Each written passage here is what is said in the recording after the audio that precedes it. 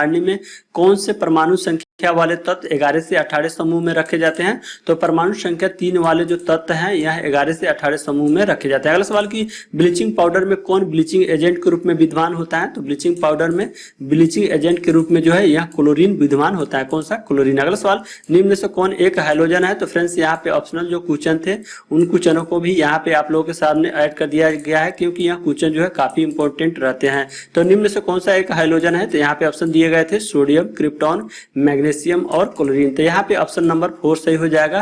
Chlorine जो है, chlorine एक हैलोजन के अंतर्गत आते हैं। अगला सवाल की भिन्न प्रकार के अस्थायी ऊतकों के निर्माण के लिए कौन सा ऊतक द्वारा कोशिकाओं को अलग किया जाता है? तो भिन्न प्रकार के अस्थायी ऊतकों के निर्माण के लिए यह मेरिस्टेमेटिक ऊतक के द्वारा जो है कोशिकाओं को अलग किया जाता है। किसके द्वारा? मेरिस्टेमेटिक ऊतक के द्वारा। तो फ्रेंड्स ये भी क्वेश्चन आपको काफी इंपॉर्टेंट है और न्यू भी क्वेश्चन है। अगला सवाल की जिंक सल्फेट के मिश्रण में कॉपर धातु को डुबोया जाता है तब क्या होता है? तो जिंक सल्फेट के मिश्रण में कॉपर धातु को डुबोया जाता है तो इसमें कोई प्रतिक्रिया नहीं होती। अगला सवाल, जब तार की लंबाई दुगुनी की जाती है तो ए मीटर की रीडिंग कितनी कम हो जाती है? तो जब तार की लंबाई को दुगुनी की जाती है तो ए मीटर की जो रीडिंग है यह आधी कम हो जाती है। अगला सवाल की यौन प्रजनन में अभिभावक का कितना योगदान होता है? तो यौन प्रजनन में अभिभावक का योगदान उसके वंशाणु यानी जीन का आधा भाग योगदान होता है। गाढ़ कोशिकाओं किसके प्रभावित होने पर वे फूल जाते हैं जिससे स्टोमेटा का जो छिद्र है खुल जाता है? तो गाढ़ कोशिकाओं या पानी के प्रभावित होने पे वे फूल जाते हैं जिससे स्टोमेटा का जो छिद्र है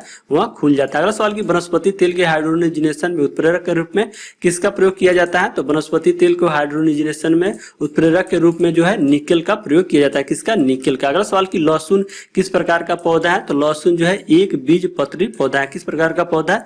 एक बीज पत्री। अगला सवाल, बांध में संग्रहित पानी में कौन सी ऊर्जा होती है? तो बांध में जो संग्रहित ऊर्जा होती है उसमें स्थिति ऊर्जा होती है। अगला सवाल की वस्तु जो अपनी रोशनी स्वयं उत्पादित करती है क्या कहलाती है? तो वस्तु जो अपनी रोशनी स्वयं उत्पादित करती है यह चमकदार वस्तुएं कहलाती है। अगला सवाल की किस तत्व में बाहरी सेल में 8 इलेक्ट्रॉनों के साथ 3 कक्षाएं होते हैं? तो आर्गन जो तत्व होते हैं इसकी बाहरी सेल में 8 इलेक्ट्रॉनों के साथ जो है 3 कक्षाएं होती है। अगला सवाल, ध्वनि किस माध्यम में सबसे तेज यात्रा करती है? तो ध्वनि सबसे तेज जो यात्रा है यह ठोस माध्यम में सबसे तेज यात्रा करती है ध्वनि। अगला सवाल, पृथ्वी की सतह के नीचे फंसी गर्मी क्या कहते हैं? तो पृथ्वी के सतह के नीचे फंसी गर्मी को जो है भूतापीय ऊर्जा कहा जाता है। अगला सवाल, किसी वस्तु के मुक्त रूप से गिरने के दौरान कौन सी ऊर्जा इसके रास्ते में किसी एक बिंदु पे बढ़ जाती है? तो किसी वस्तु के मुक्त रूप से गिरने के दौरान गति ऊर्जा इसके जो रास्ते में है किसी एक बिंदु पे बढ़ जाती है। कौन सी ऊर्जा बढ़ जाती है इसके रास्ते में? गति ऊर्जा। तो फ्रेंड्स अब हम लोग जो है 26/9/2018 के सेकंड शिफ्ट में पूछे गए साइंस के क्वेश्चंस को देखेंगे। यहाँ पे 410 नंबर जो प्रश्न है कि हीरा की निरपेक्ष अपवर्तनांक कितना होता है? तो हीरा का निरपेक्ष अपवर्तनांक 2.42 इसका अपवर्तनांक होता है। इथेनॉल का सूत्र क्या होता है? तो इथेनॉल का सूत्र C2H5OH होता है। क्या होता है? इथेनॉल का सूत्र C2H5OH। अगला सवाल की पादप कोशिका भित्ति किससे बनी होती है? तो पादप कोशिका भित्ति यह सेलुलोज और पेप्टोज से बनी होती है। अगला सवाल की मेंडल ने F1PD के पौधे से F2 वंशज किस पत्ती द्वारा प्राप्त किया? तो मेंडल ने F1PD के पौधे से F2 वंशज यह स्वपरागन के द्वारा जो पत्ती है उसके द्वारा प्राप्त किया। किसके द्वारा? स्वपरागन पत्ती के द्वारा प्राप्त किया। अगला सवाल की टार्टेरिक एसिड किसका एक घटक है? तो टार्टेरिक एसिड यह बेकिंग पाउडर का एक जो है घटक है। अगला सवाल की नाइक्रोम का उपयोग सामान्यतः किस उपकरण में किया जाता है? तो नाइक्रोम का उपयोग सामान्यतः विद्युत तापन उपकरण में इसका प्रयोग किया जाता है नाइक्रोम का। अगला सवाल की अनुमस्तिष्क किससे संबंधित है? तो अनुमस्तिष्क यह मांसपेशीय गतिविधियों का समन्वय से संबंधित है। अगला सवाल की किस एक फ्लैट वर्म में बहुत समान आंखें होती हैं जो वास्तव में केवल आंखों के धब्बे होते हैं जो प्रकाश का पता लगाते हैं? तो इसका आंसर हो जाएगा प्लेनेरियम जो फ्लैट वर्म होते हैं इसमें बहुत समान आंखें होती हैं जो वास्तव में केवल आंखों के धब्बे होते हैं जो प्रकाश का पता लगाते हैं। अगला सवाल की बेंजीन के एक अणु में कितने दोहरे आबंध होते हैं? तो बेंजीन के एक अणु में 3 दोहरे आबंध होते हैं। कितने दोहरे आबंध होते हैं? 3। अगला सवाल की जिंक कॉपर सल्फेट विलयन से कॉपर को अलग कर सकता है क्योंकि? तो इसका कारण होता है कि जिंक कॉपर की तुलना में अभिक्रियाशील होता है, इसलिए जिंक कॉपर सल्फेट विलयन से कॉपर को अलग कर सकता है।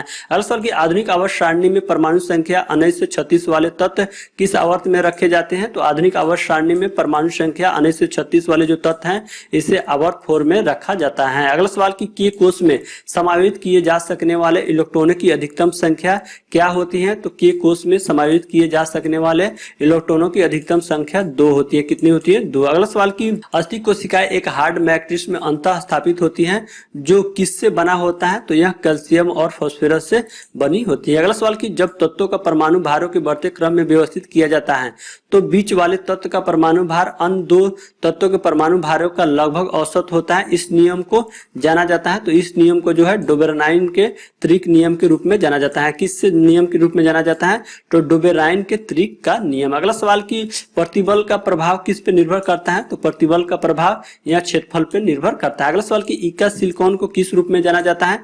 तो इका सिलिकॉन को जो है जर्मेनियम के रूप में जाना जाता है। अगला सवाल की वह वस्तु है जिसका गंध एसिटिक तथा बेसिक माध्यम में बदलता हो को क्या कहा जाता है? तो इसे ऑल्फैक्टिक संकेतक कहा जाता है। तो फ्रेंड्स अब हम लोग जो है 26/9/2018 के थर्ड शिफ्ट में पूछे गए साइंस के क्वेश्चंस को देखेंगे।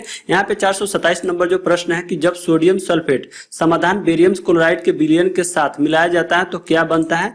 तो यह बेरियम सल्फेट बनता है। अगला सवाल की मुक्त रूप से गिरना केवल कहाँ संभव है?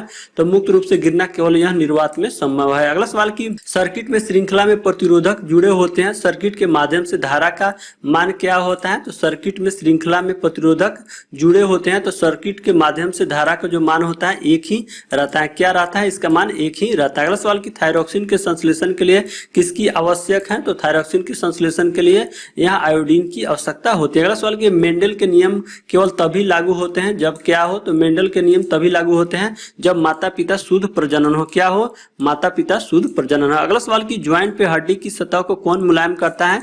तो ज्वाइंट पे हड्डी की सतह को यहाँ कार्टिलेज के द्वारा मुलायम किया जाता है।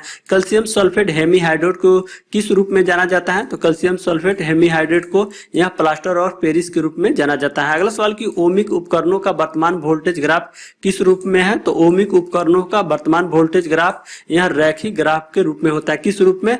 रैखिक ग्राफ में। अगला सवाल की किस आवर्त सारणी वर्गीकरण में 7 आवर्त और 18 समूह है? तो आधुनिक आवर्त सारणी में जो है 7 आवर्त और 18 समूह है। अगला सवाल की जादूगोड़ा की खान किसके लिए प्रसिद्ध है? तो जादूगोड़ा की खान यह यूरेनियम के लिए प्रसिद्ध है। किसके लिए? यूरेनियम के लिए। अगला सवाल की सबसे हल्की धातु कौन है? तो लिथियम सबसे हल्की धातु होती है। सीमेंट का मुख्य घटक क्या है? तो सीमेंट का मुख्य घटक SiO2 होती है और सीमेंट मुख्य रूप से कैल्शियम सिलिकोटो और एल्यूमिनियम सिलिकोटो का मिश्रण होता है। अगला सवाल की इलेक्ट्रॉनिक आवृत्ति 288 वाला एक तत्व आधुनिक आवर्त सारणी के किस समूह में रखा गया है?